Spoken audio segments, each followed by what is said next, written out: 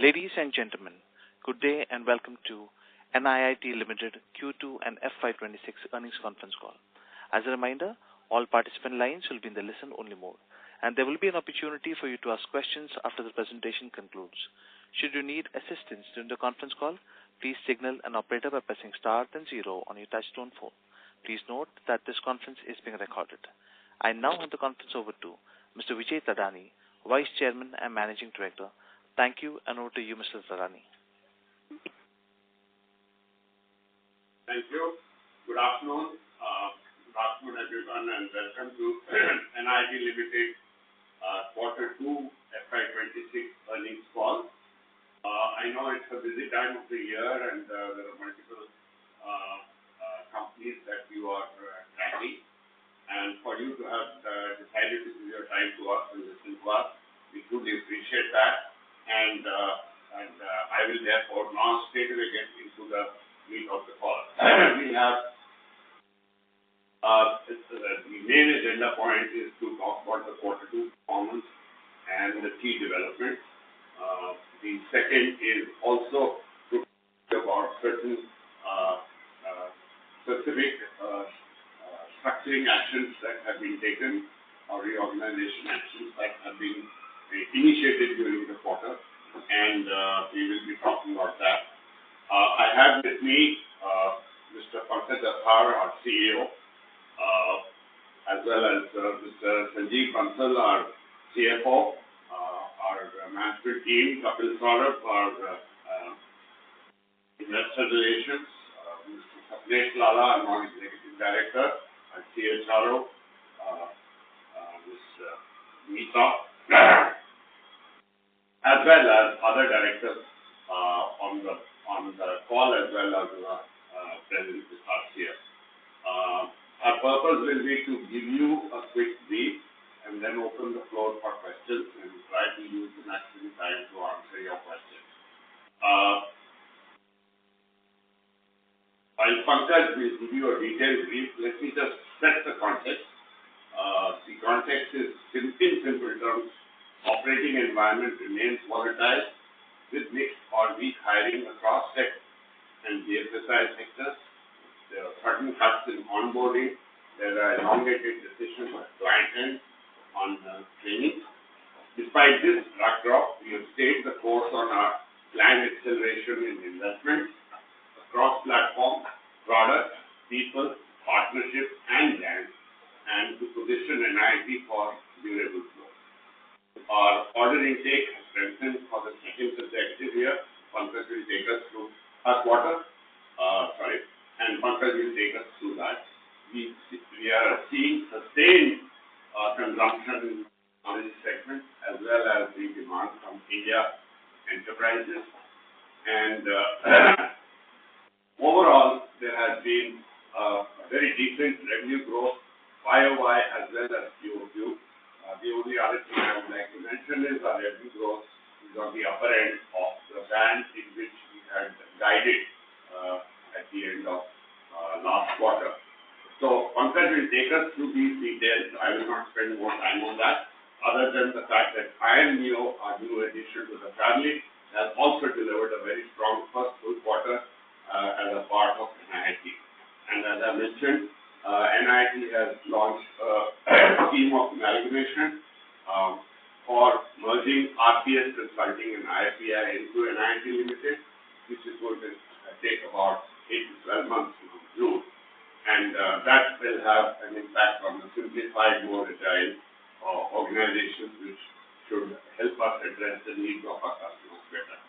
So I'll hand over to Pankaj to walk us through the quarter, as well as take us through the details of some of these activities, after which we will open the floor for questions. Over to you. Thank you, Vijay, and good afternoon, everyone. I will read out the Q2 results, like Vijay said, with a brief update, and we will then open up for questions. I will also ask Sanjeev to step in where they said, as we read out the results. The order intake for Q2 ended with 1,454 million, which was up 14% year-on-year and 37% quarter-on-quarter. As Vijay said, we delivered results at the top end of our guidance that we we gave at the end of Q1. Revenue for Q2 was 1,049 million, which is up 16% YOY and 25% QOQ. This includes 111 million from IMU. Ex-IMU, the organic revenue grew 3.5% YOY and 19% QOQ. As stated earlier, the business is in development phase, and we are investing in scaling to capitalize on our early mover AI advantage, as well as to gain market share. In Q2, we continued planned investments in AI, platform, product, and brand. These are strengthening competitiveness, which is visible in OI momentum despite the volatile environment. EBITDA came in marginally positive at rupees 13 million versus expectation of negative EBITDA at the start of the quarter. This is versus 21 million last year and negative 62 million last quarter. Depreciation was rupees 73 million versus 67 million last quarter and 57 million last year. Net other income was rupees 82 million versus 179 million last quarter, primarily comprising treasury income of rupees 85 million. The decline quarter-on-quarter primarily reflects mark-to-market loss on the fixed income investments due to volatility in interest rates. Profit after tax for the quarter was rupees 14 million, giving an EPS of rupees 0.1. Vijay also talked about IMU having joined with us, and they spent their first full quarter, and these are the results. So first full quarter of consolidation for IMU. As you know, IMU is our AI-powered deep skilling SaaS platform. The business achieved strong operating income and contract extensions with key clients during the quarter. We expect IMU to catalyze growth, open higher ed channels, and enhance our AI-first deep skilling stack, which includes offerings like coding labs, assessments, placement automation, and talent acquisition. Now let's get into the operating details. In terms of order intake, the Q2 order intake was 1,454 million, 1,454 million versus 1,274 million last year and 1,065 million last quarter. At an enterprise level, the order intake was 850 million, and at a consumer level, the order intake was 604 million. Like-for-like order intake was plus 3% year-on-year and 59% quarter-on-quarter, that's excluding IMU. The momentum from accelerated sales marketing and broader go-to-market is visible in the order intake and pipeline.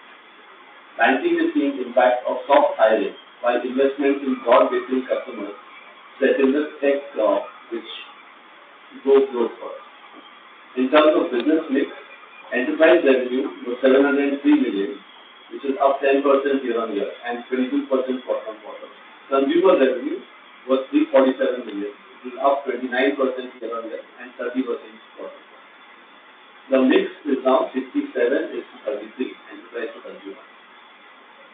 Right? In terms of product mix, technology programs revenue 761 million, which is up 31% YOY and 30% QOQ. BFSI and others revenue 288 million, which is down 12% YOY and up 14% QOQ. The tech is to BFSI ratio is at 73:27 versus 64:36 last year. At this point, I'd like to call Sanjeev in to talk us through balance sheet and cash flow. Sanjeev, over to you. Thank you, Pankaj, and good afternoon, everyone. On the balance sheet side, we are managing the DSO days. We are having DSO days at 55 days versus 56 days last year, same quarter, and 53 days in the last quarter. QOQ increase is seasonal uptake aligned to the stronger QOQ revenue growth. CapEx is 69 million in Q2, consistent with the investment cycle which we have. Cash and cash equivalents are at 6,846 million at the end of the quarter, which was 7,115 million last quarter. So we are having the cash flow down primarily due to payment of dividend, which is 136 million, and investment in IMU, 101 million during the quarter. Over to you, Pankaj. Thank you, Sanjeev. Now let's get a little bit into the sector commentary. So GSIs and GCCs were both reasonably strong for us in Q2. they have been investing in upskilling and reskilling their working professionals. The marginal increase in hiring added to the improved consumption, resulting in a strong QOQ/OY and revenue growth for us, even as discretionary spending continues to be constrained. The India enterprise segment grew on higher demand across automotive and other sectors. In BFSI, a risk-off stance, elevated credit deposit ratios, emerging retail stress, and lower attrition drove preference in hiring and onboarding. This remains a top sector for us in the last quarter. An update on the kind of investments and efforts. Go-to-market and brand.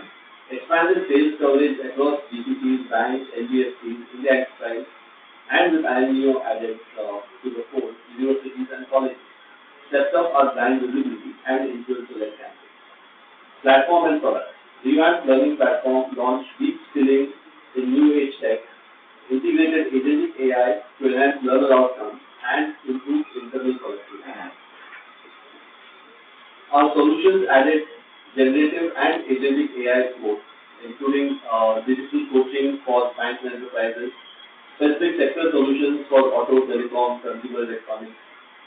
OEM partnerships, which are now 37, are strengthening our post-sell and early access to technology. IMEO, which was closed last quarter, brings an AI for deep skilling platform in their way and opens the higher education channel. A strong strategic fit with clear synergy, which strengthens our reach into the universities and college segment. In terms of new customers, we've added 18 new logos in the quarter across BFSI and technology.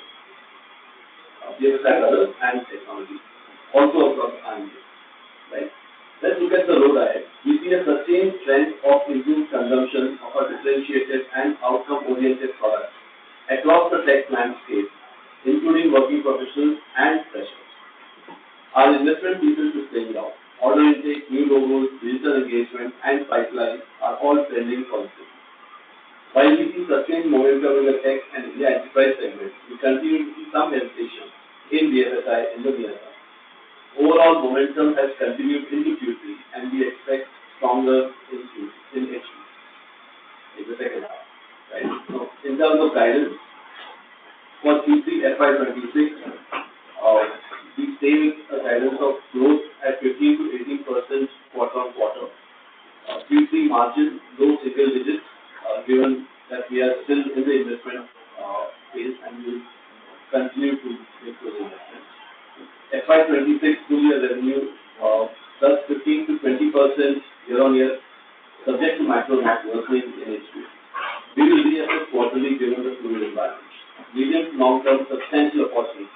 We remain fully committed to our strategic objectives. Our long term potential remains high.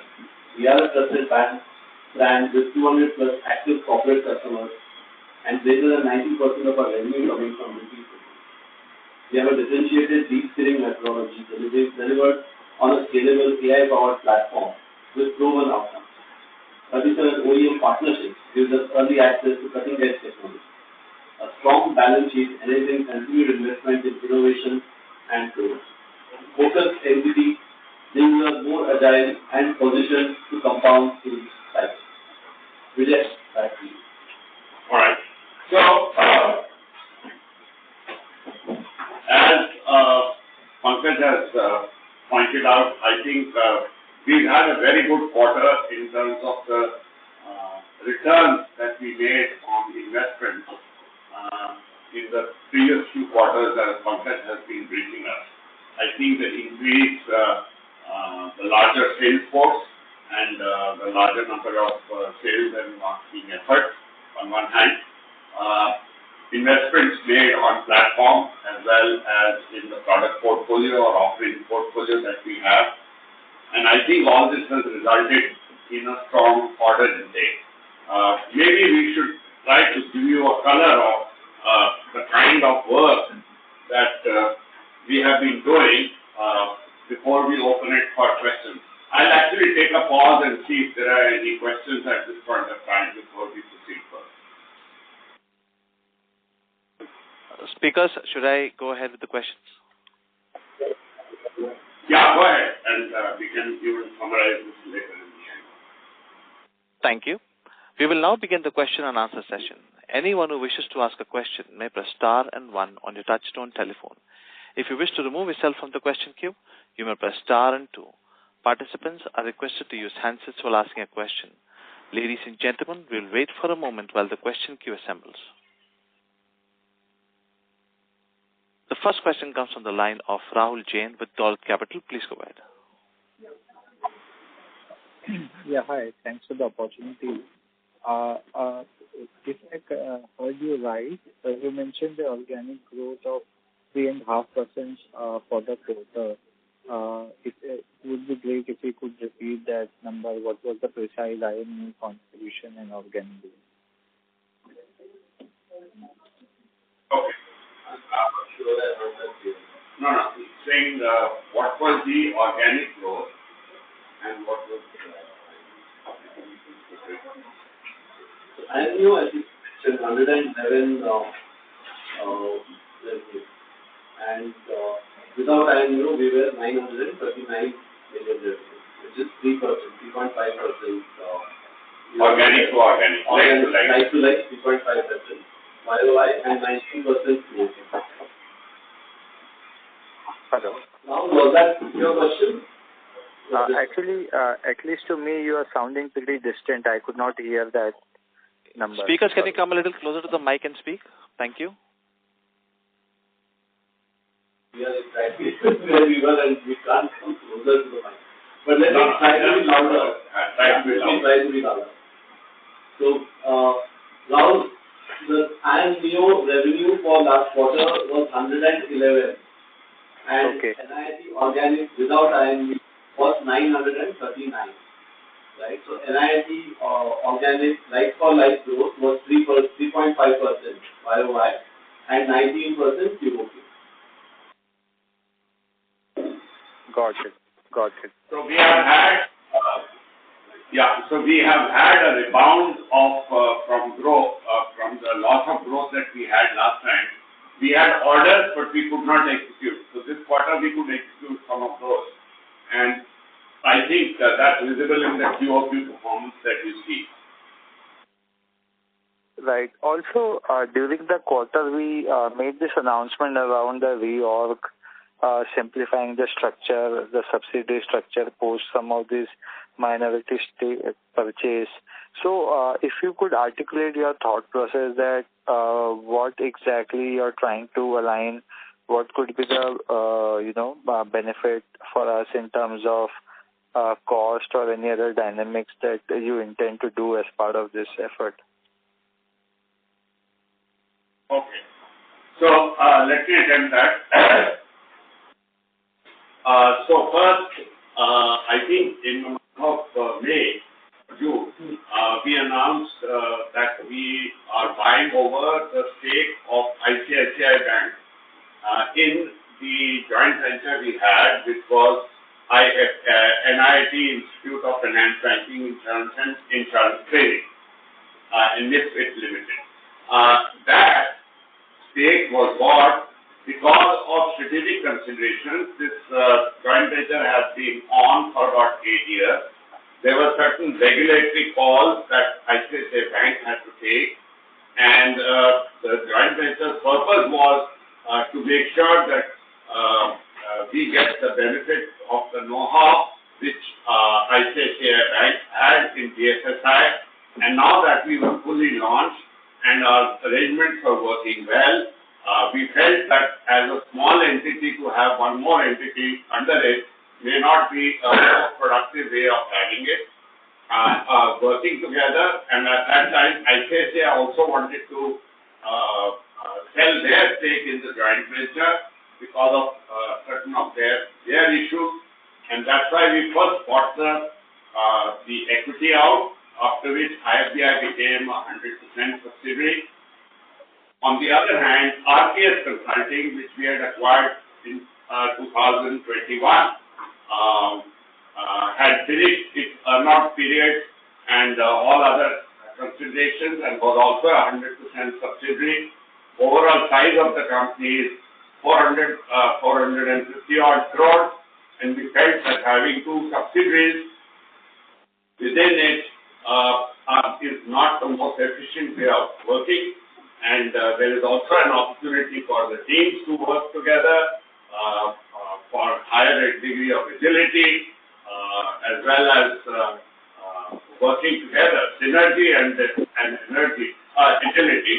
That is what led us to this decision, and we have now applied for a merger of these three entities, which will be beneficial to everyone, to our customers. They are now dealing with a company, each of the companies, the sum of the three companies is larger than any one of them, and therefore they're dealing with a stronger balance sheet, larger workforce, access to the full product and offerings line as well as management team.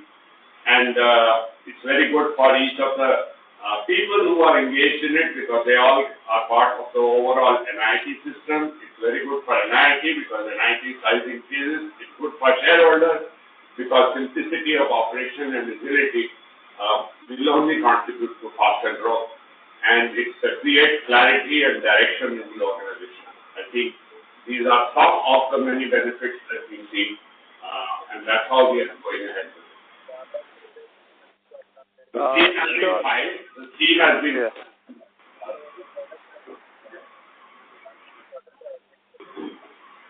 Yeah, Harry, you had a follow-up question.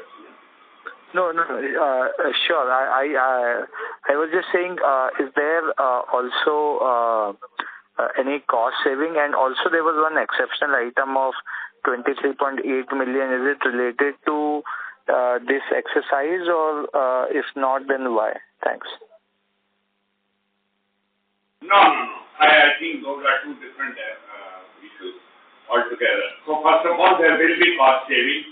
I mean, there is, however small or large that might be, there is a cost of running a company and having multiple KMPs and stuff like that. So all that will, I think, get heavily simplified. There is also money. There are intercompany transactions, so therefore money gets locked in TDSs and stuff like that, which will all get simplified. And I don't think there is any cost other than the cost of going through the exercise which is built into this. The special exceptional part that you are talking about is actually relating to, if I'm not mistaken, Sanjeev Bansal is here, he'll clarify again, is relating to a severance cost of one of the step-down subsidiaries in China, which the center was closed, and that was according to the arrangement. And to that extent, I think there was a severance cost charge which was taken below the line, as per the law of the land.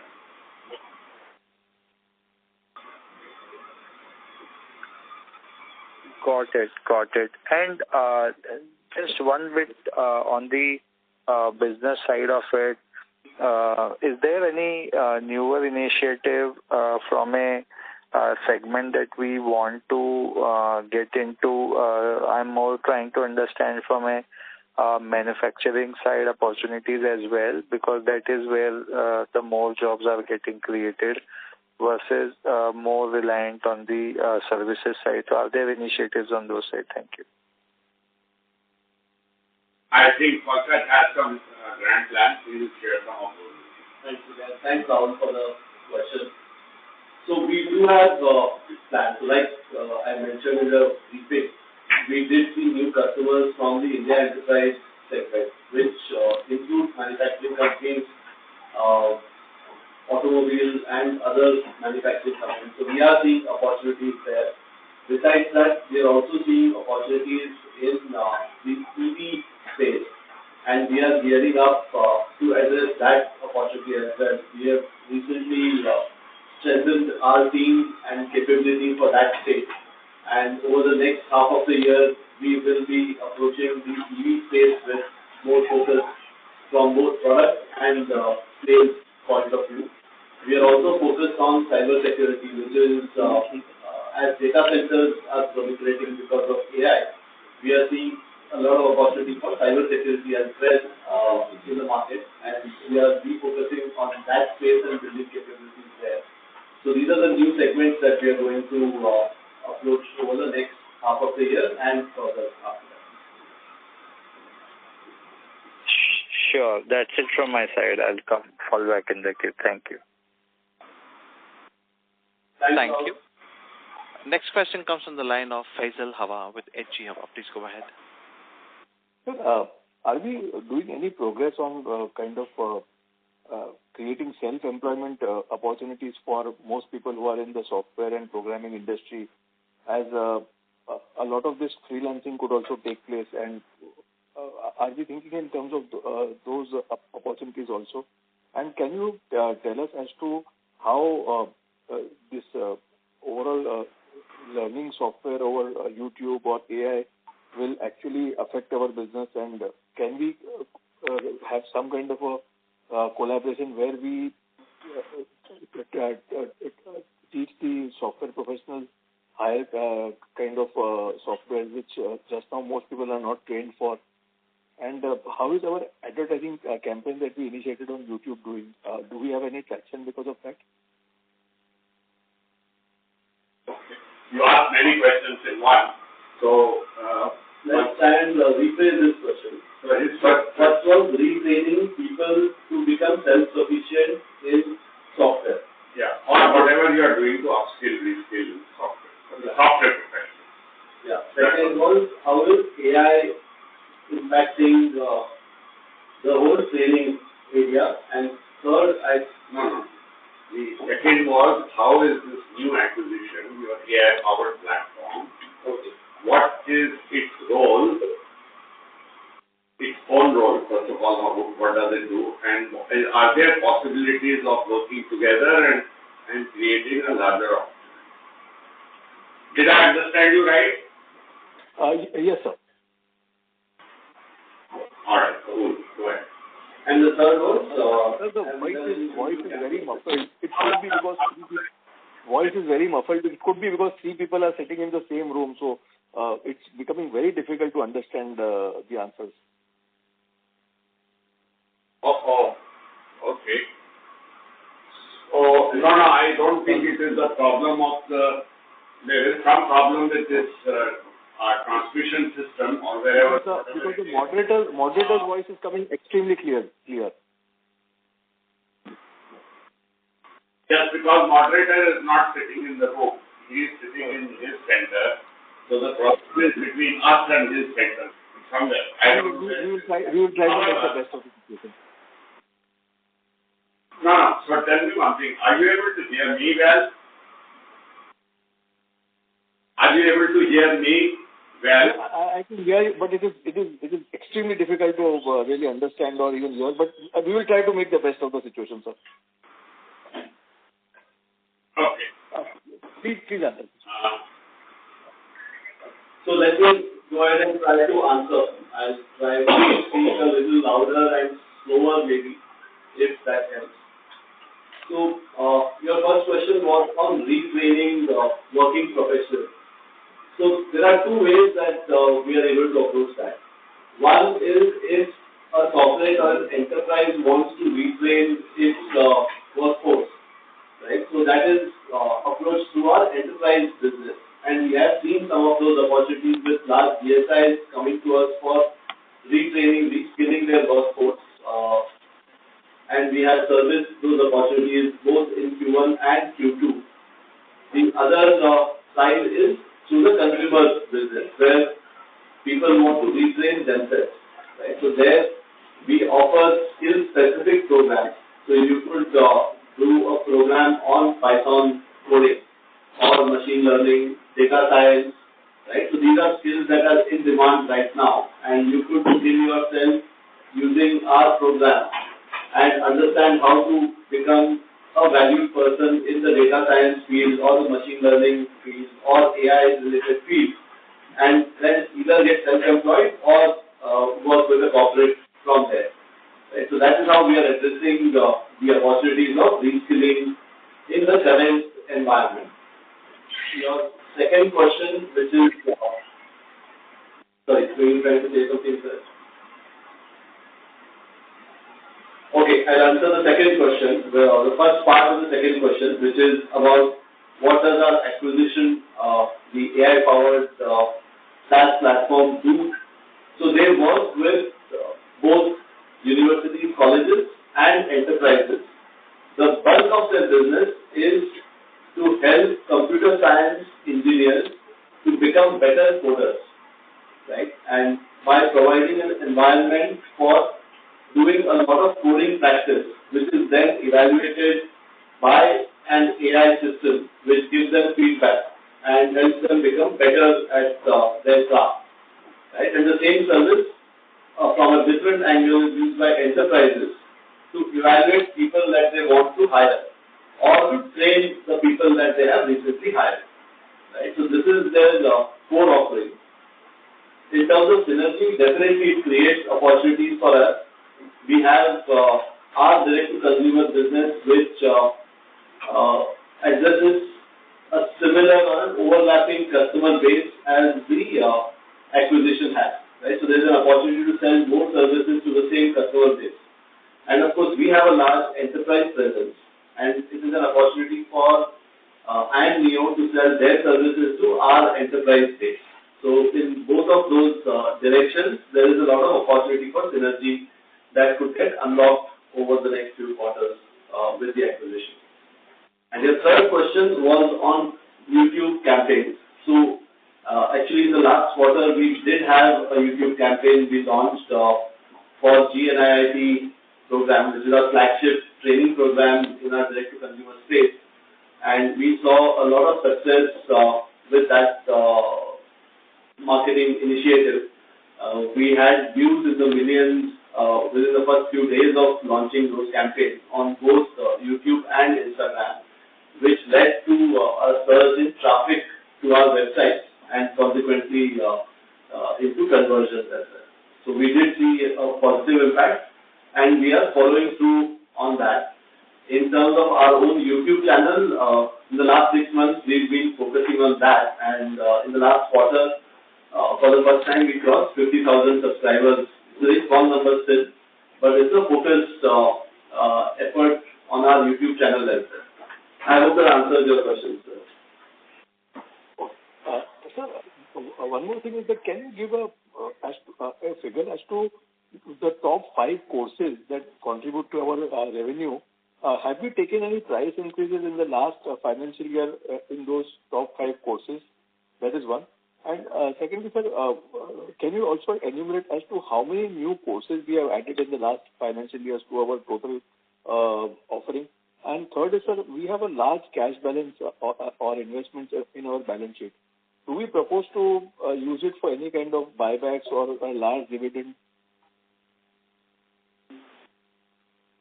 Okay, since your questions come in now half a dozen each at the time, let me answer the last one, which I know.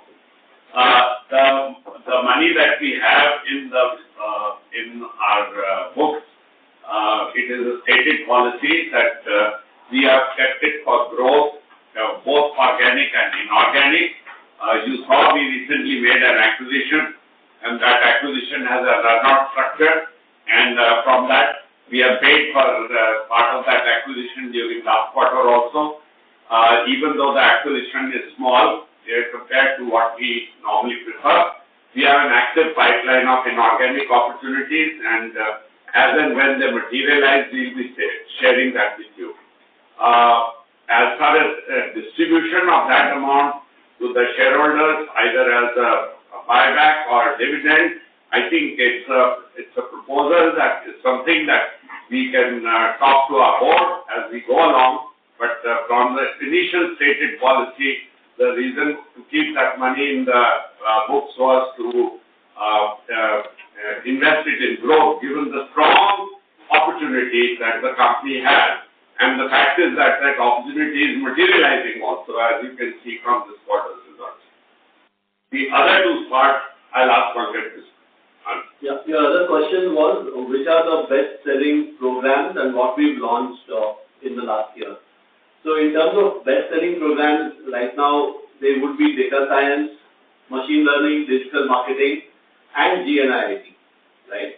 And in terms of what we launched, we relaunched NIIT within the last year, and we also upgraded all of these programs. So data science has been a best-selling program for the last 3 years maybe, but every year we upgrade it with whatever new comes out from a technology perspective, and we update the program, which is true of digital marketing and machine learning as well.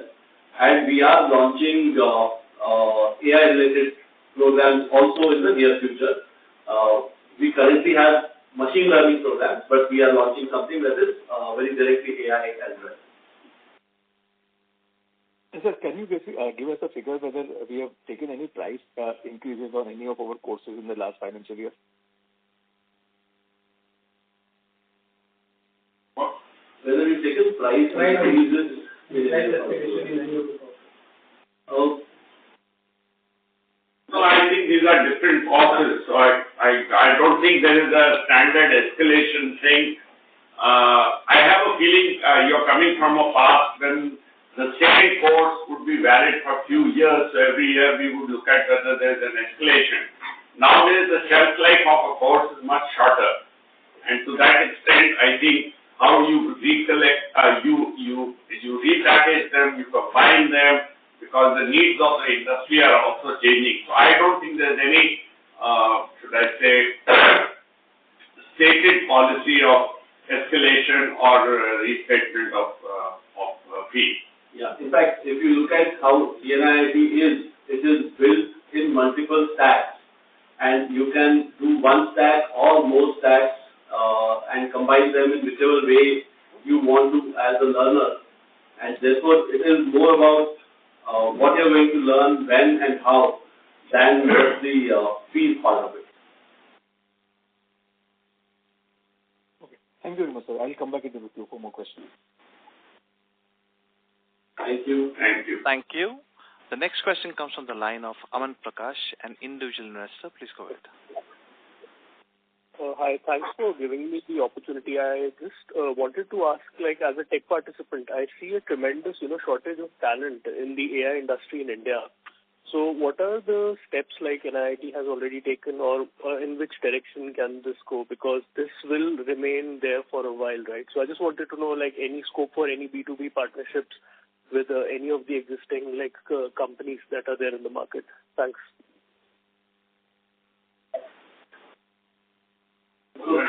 So this is exactly what we do. Sorry, I didn't get your name.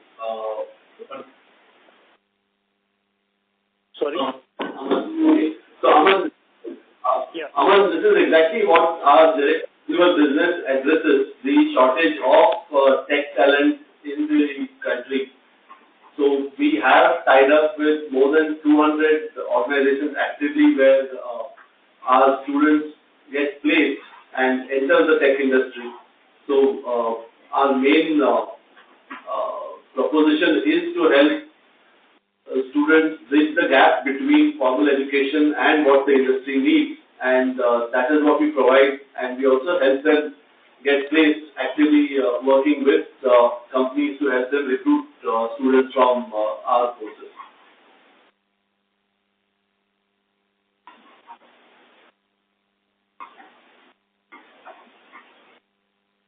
Mr. Prakash, please go ahead with your question. Yeah, that was the only question that I had. Thanks. Thank you. Thanks for that. Next question comes from the line of Ganesh Shetty, an individual investor. Please go ahead. Sir, I appreciate your efforts in tough as macroeconomic conditions.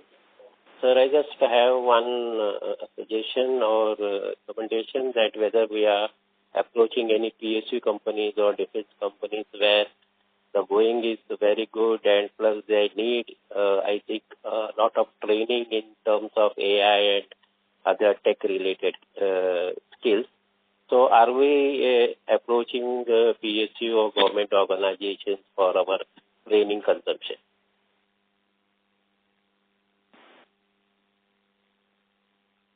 If your question is, are we approaching PSUs and government organizations for our training offerings?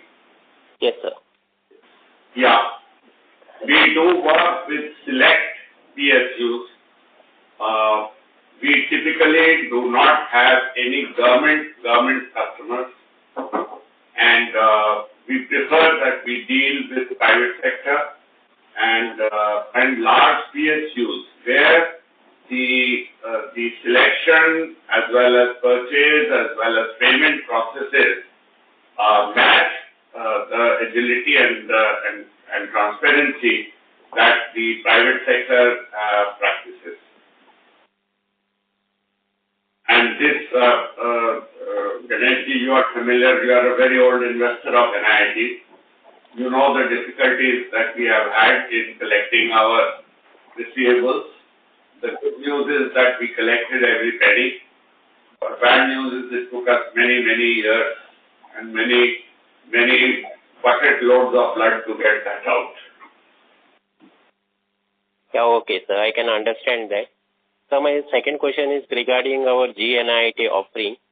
After, taking over IMNEO, which is mostly catering into student community and universities, is there any improvement in our sales uptick as far as GNIIT is concerned?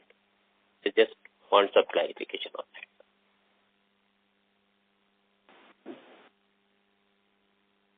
So yes, there is an uptick of interest in GNIIT students. Are we happy with where we are? No, we definitely want to grow faster.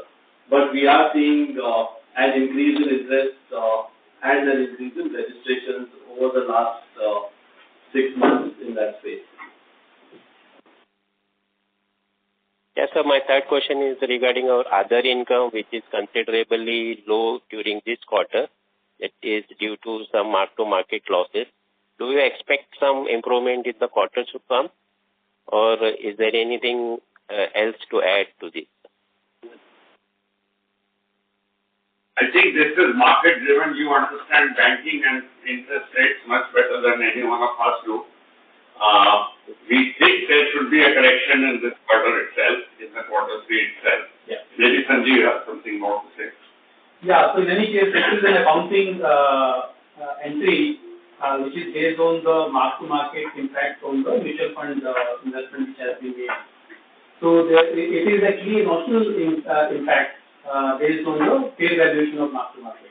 So it will in any case get reversed, because in the past also we had some gain also similar in future, and there is a reverse trend, then this gain will also gain coming.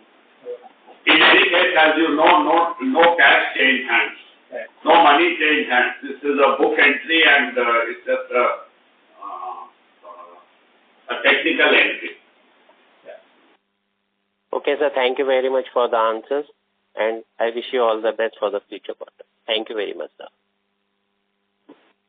Thank you. Thank you. Next question comes on the line of Harsh Yadav with Dolat Capital. Please go ahead. Hi, I'm looking for more clarity on the growth outlook for FY26. Last quarter, you guided 15 to 20% overall and 5 to 10% organic growth for FY26. I may have missed it in the opening remarks.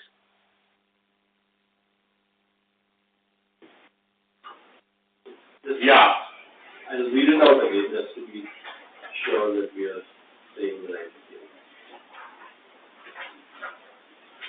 So our guidance for Q3 is 15 to 18% growth, QOQ growth. YOY growth. And the Q3 margin will remain low single digit. For FY26, the YOY guidance is 15 to 20%. Right? And we will of course reassess again at the end of Q3. But that is the numbers that we are saying. All right, thank you. That was it. So in other words, the 15 to 20% guidance that you heard for the year was correct. We said that at the end of last quarter. We are continuing to say it at the end of this quarter.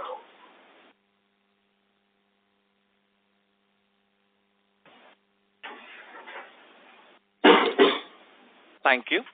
Okay. A reminder to all the participants that you may press star and 1 to ask a question. Next question comes from the line of Faisal Hawa with HG Hawa. Please go ahead.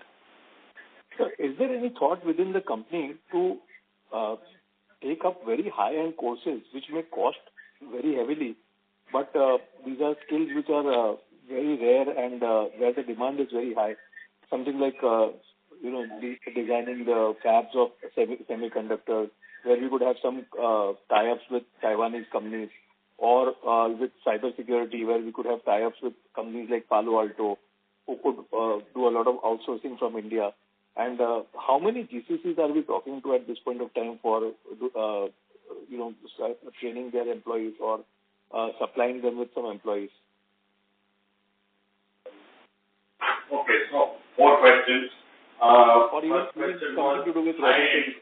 So at least the ticket size of our courses are much higher. Are not higher. Very much higher. Are much higher. So, okay, so I think then I understood it the other way around. You are saying that the ticket size of our courses are high. Are we looking at lower end? No. That's what I understood also. Yeah. Okay. I'm looking at higher. Are we looking at higher? What you meant was, are we looking at higher than current courses which are higher end and get better, you get a better fee out of that? Yes. Much higher fees, but they are connected to courses which are where the demand is very high, yet no one is teaching these skills. 2 or 3 things which come to my mind immediately is, designing fabs of semiconductors, or even, cyber security for mobile phones, for enterprises, where almost no one is teaching it, and whoever is teaching it, also the courses are very much outdated. Right. No, so I got your. And the second question which you had was sectors outside of IT, or maybe that's the same context in which we're looking at semiconductors. Correct?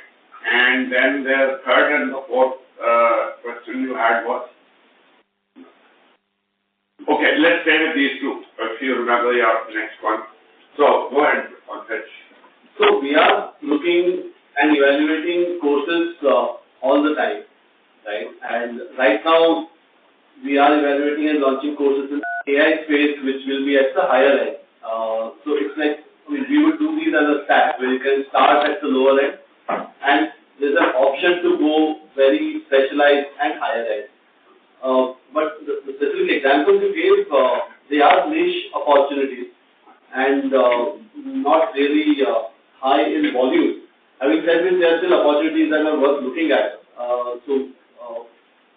Fab kind of design courses would also involve hardware. So those are things we are evaluating, but we don't have any that we are launching in the near future. But we are constantly evaluating those. In one of our subsidiaries, RPS, we do a lot of the higher end courses from OEMs. Right? So there are courses offered by OEM partners, which are available for individuals to do as well. And the schedule is on the RPS website. So anybody can sign up and attend a course from there. Those are higher end and typically higher average than the D2C courses that we sell on the NIIT website.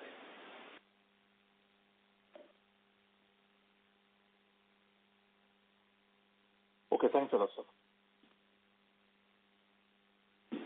Thank you. A reminder to all the participants that you may press star and 1 to ask a question. Once again, a reminder to all the participants that you may press star and 1 to ask a question.